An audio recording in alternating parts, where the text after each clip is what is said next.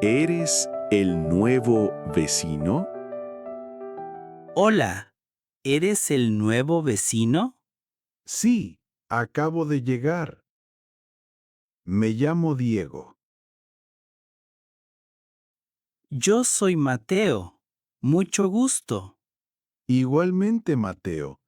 ¿Hace mucho que vives aquí? Como 2 años. ¿Y tú? ¿De dónde vienes? De Guadalajara. Un cambio grande, sí. Órale. ¿Y por qué te viniste? El trabajo. Un puesto nuevo en una empresa. ¿A qué te dedicas? Soy ingeniero. Empresa de construcción. Entiendo. ¿Llegaste solo? No. Tengo familia. Mi esposa y 2 hijos. ¿Y dónde están ahorita? Todavía en Guadalajara. Llegan en una semana. ¿Cómo se llama tu esposa? Valeria.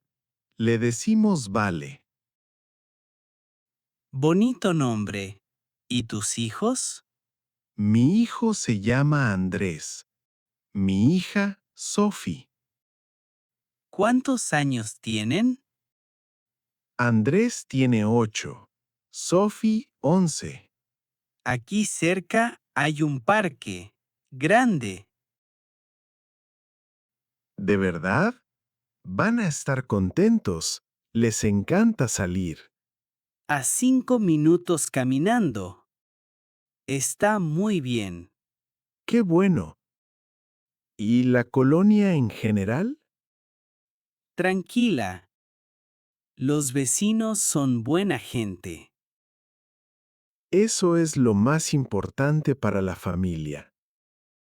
Sí, claro. Oye, ¿estás bien? Sí, solo que se siente raro estar solo. Te entiendo. La semana va a pasar rápido.